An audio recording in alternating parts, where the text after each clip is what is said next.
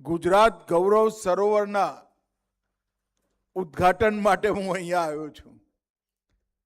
2 વર્ષ પહેલા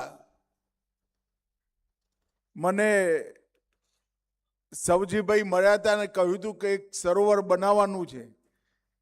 સવજીભાઈનું તો કેવું છે ભાઈ, 208 સરોવર બનાવ્યા, કોઈને ખબર જ ના પડે કયું છે, પણ એમને કહ્યું કે એવું સરોવર બનાવવાનું છે કે ઊંચાઈથી જોઈને હૃદય આનંદિત થઈ જાય તમારું। અને હું આ સવજીભાઈને ખરેખર કહેવા માંગુ છું, એમના શબ્દો એમને યાદ નહીં હોય, મને યાદ છે। સવજીભાઈ આજે ઉદ્ઘાટન કરી 5 સરોવર પર જ્યારે નજર પડી તો મન ખાલી આનંદિત નથી થયું, આત્માને પણ અદ્ભુત શાંતિ મળે એવું કામ તમે કરો।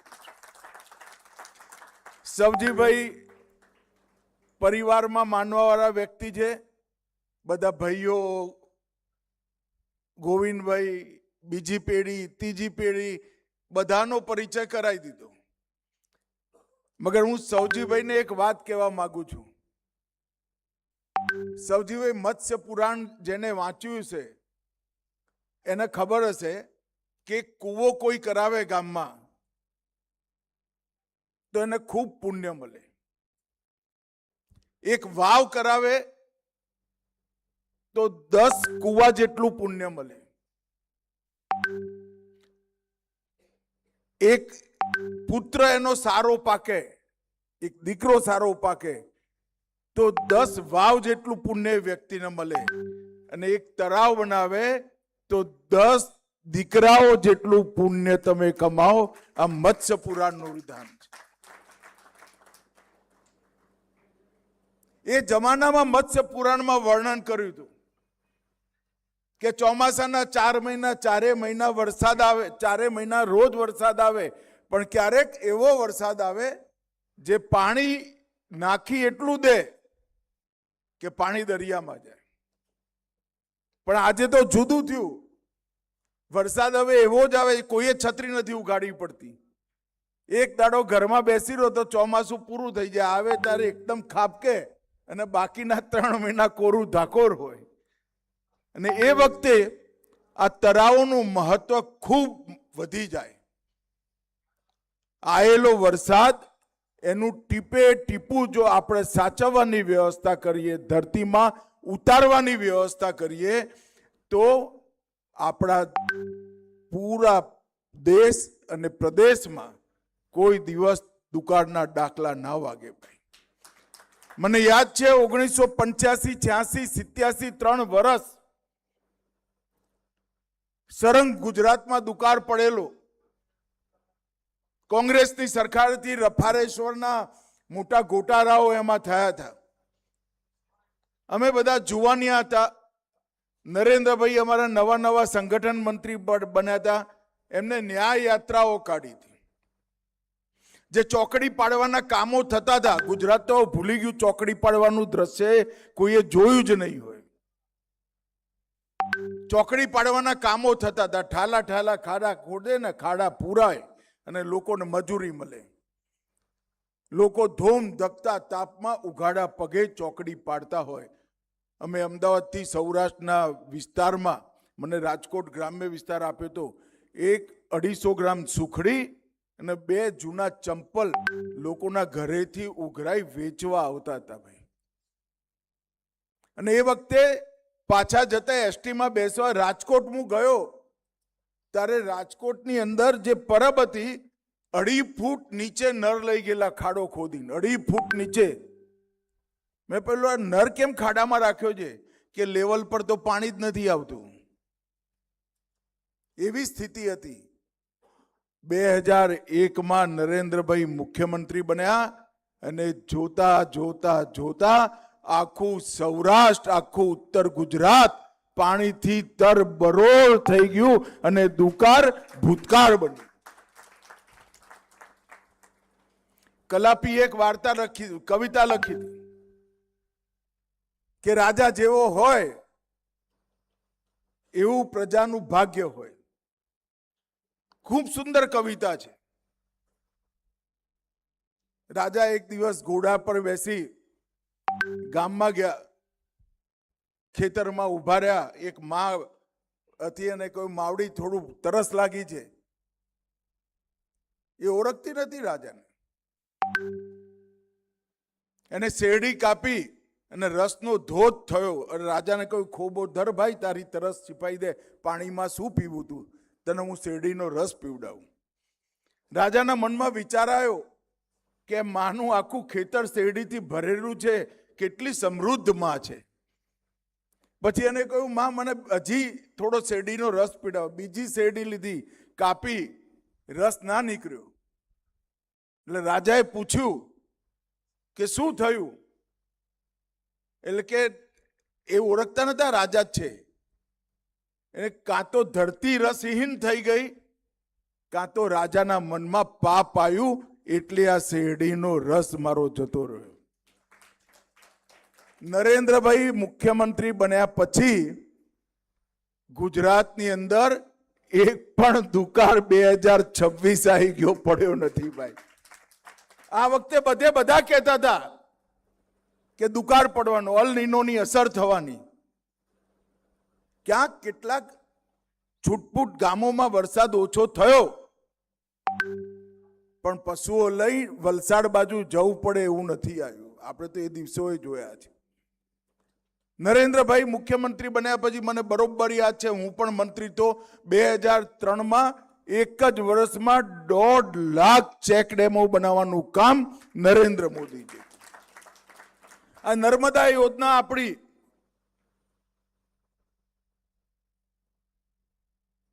1964માં એનો ભૂમિપૂજનનો પથરો જવાહરલાલ નહેરુ મૂકી ગયા હતા. 64માં મારો જન્મ થયો. એના દરવાજા નરેન્દ્રભાઈ વડાપ્રધાન બન્યા ત્યારે ખોલવામાં આવ્યા અને નર્મદાનું પાણી આ તો સમગ્ર સૌરાષ્ટ્ર, કચ્છ, ખાવડા સુધી પહોંચાડે. પાણી વધતું હતું તો સૌની યોજના બનાવી અને વધારાનું પાણી સૌની યોજનાના માધ્યમથી સૌરાષ્ટ્રના ડેમો અને સૌરાષ્ટ્રની નદીઓમાં નાખવાનું કામ કર્યું. 10,000 સરોવર ઉત્તર ગુજરાત, મધ્ય ગુજરાતના નર્મદાથી ભરવાનું કામ કર્યું. અને સવજીભાઈ જેવા કેટલાય લોકોને પ્રેરણા આપી સેંકડો તળાવો બનાવવાનું કામ નરેન્દ્ર મોદીજીના નેતૃત્વમાં. વડાપ્રધાન બન્યા, જલ શક્તિ મંત્રાલય એની રચના નરેન્દ્ર મોદી સાહેબે કરી. જલ એ જીવન, અનેક સંતો કહેતા ડાયરા કર્યા, પણ સરકારે જલ શક્તિ મંત્રાલયની ક્યારેય સ્થાપના નથી કરી. નરેન્દ્ર મોદી સાહેબે જલ શક્તિ મંત્રાલયની સ્થાપના કરી અને દેશભરમાં જેટલા ડેમ હતા 1 રૂપિયો ખર્ચો કર્યા વગર ગાદ કાઢી સિંચાઈની ક્ષમતા 160% વધારવાનું કામ નરેન્દ્ર મોદીજીએ કર્યું. Drip irrigation system, sprinkler irrigation system, catch the rain અભિયાન, ટીપે ટીપું જમીનમાં પાછું જાય એની વ્યવસ્થા કરી. આજે હું આવતા સૌજીભાઈને પૂછતો હતો કે ભાઈ આ તમે ગાગડિયા નદી નવી ફરીવાર પુનર્જીવિત કરી, આ 21 એકરનું એક 360 મીટર લાંબુ, 260 મીટર પહોળું અને 4 મીટર ઊંડું તળાવ બનાવ્યું. કરોડો ગેલન પાણી આની અંદર થવાનું. જિલ્લામાં શું અસર થઈ? ત્યારે એમને કહ્યું કે સાહેબ અમારા પાણીના તર 500 ફૂટ ઉપર આવી ગયા અને આજે કૂવા જીવતા થઈ ગયા.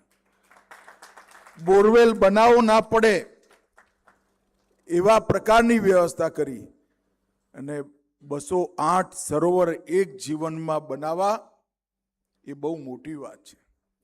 છતાંય નમ્રતા જુઓ ભાઈ. સવજીભાઈ કહ્યું મેં તો અરજી નથી કરી, મને પદ્મશ્રી આપી દીધો. સવજીભાઈ 208 સરોવરને જલ સંચય માટે આટલું કામ કર્યા પછી તમારે અરજી કરવી પડે તો અમારી સરકાર નકામી ગણાય, સરકારના જો ના દેખાય. પદ્મશ્રી, પદ્મભૂષણ, પદ્મ વિભૂષણ, ભારત રત્ન આ બધા પુરસ્કારો પરિવાર માટે નથી, ઓળખીતા પારખીતાઓ માટે નથી.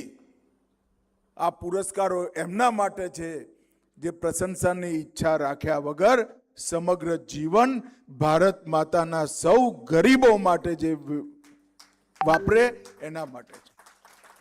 અને સમગ્ર સૌરાષ્ટ્રમાં આ સંસ્કાર પાણી બચાવવાના આજે નવી પેઢી જોડે પણ પહોંચ્યા છે. અને હજારો સંતોએ, હજારો ડાયરા કરવાવાળા લોક કલાકારોએ પાણીની જરૂરિયાતને લોકો સુધી પહોંચાડવાનું કામ કર્યું છે. મિત્રો, હું આજે અહીંયા આવ્યો છું ત્યારે ગોવિંદ કાકાની એ વાત કરવા માંગુ છું. ગોવિંદ કાકાને એક દિવસ મેં વહેલી સવારે ફોન કર્યો હતો કે ભાઈ તમારે રાજ્યસભામાં જવાનું છે. એ કે સાહેબ હું ત્યાં જઈને હું કરીશ? અરે મેં કહ્યું કંઈ કરજો, તમે આવી જાઓ. મોદી સાહેબે જ કહેવડાવ્યું છે ને, મોદી સાહેબની ખાસ ઈચ્છા છે કે ગોવિંદભાઈ રાજ્યસભામાં. પછી હું સુરત ગયો હતો. સુરતની નજીક નિઝર, ઉચ્છલ, ડાંગ, છેક વલસાડ સુધી ધર્મ પરિવર્તનનું કામ ખૂબ જોરમાં ચાલ્યું. એ વખતે ગોવિંદભાઈને કેટલાક લોકોએ ભેગા થઈ દરેક ગામમાં હનુમાનજીનું મંદિર, સત્સંગ અને નિશાળો બનાવવાની શરૂઆત કરી. તો ગોવિંદભાઈ મને ફોન કર્યો કે તમે સવારે નાસ્તો કરો, અમારા જે બધા લાગ્યા છે એની સાથે રહો તો ઉત્સાહ વધશે. તો આયા હતા મલવાન, મેં બેસાડી દીધા દરવા. મેં કહું ભાઈ આટલા ના ચાલે, 250 ગામ ના ચાલે, 1100 ગામ પૂરા કરી દેવા પડે અને દરેક ગામમાં હનુમાન મંદિર. અને મિત્રો, મને ખરેખર આનંદ છે. આખા દક્ષિણ ગુજરાત પંથકની અંદર એમના ફાઉન્ડેશને સુંદર હનુમાન મંદિર, શનિવારે સુંદરકાંડ, નિશાળો અને નિશાળોમાં ભણતા છોકરાઓ પોતાનું જીવન સુધારે અને સનાતન ધર્મમાં રહે અને પાછા આવે એની પૂરી વ્યવસ્થા કરી. એમની સ્કૂલોમાં પડેલા છોકરાઓના જેના સારા માર્ક આવ્યા હતા એની સાથે મારા ભોજનનો કાર્યક્રમ રાખ્યો હતો. આદિવાસી પરિવારના, આદિવાસી ગામમાં ઉછરેલા બાળકો જે રીતે સંસ્કૃતના શ્લોકો ને દુર્ગા સ્તવન ગાતા હતા, મનને ખરેખર ટાઢક પહોંચે. હો ભાઈ, આમ શાંતિ થઈ જાય એવું વાત. અને એ વાતાવરણને, આ અભિયાનને એમને આગળ વધાર્યું છે. મિત્રો, આજે તો હું ખાલી મોદી સાહેબે જે 2001માં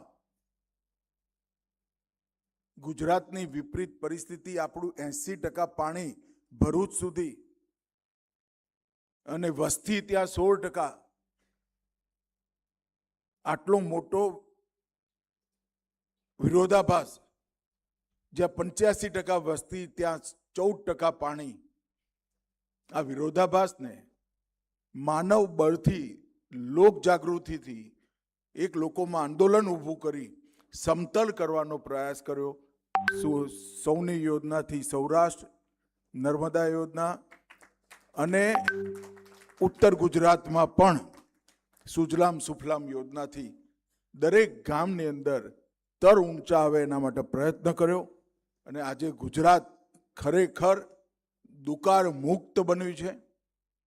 સરોવરો વધ્યા, ચેકડેમો વધ્યા, ખેતી સારી થઈ, હરિયાળો વિસ્તાર વધ્યો, મેઘરાજાની એ મહેર થઈ અને 2001થી 2026 સુધી 25 વર્ષથી આપણે ક્યાંય દુકાળ જોવા નથી મળ્યો.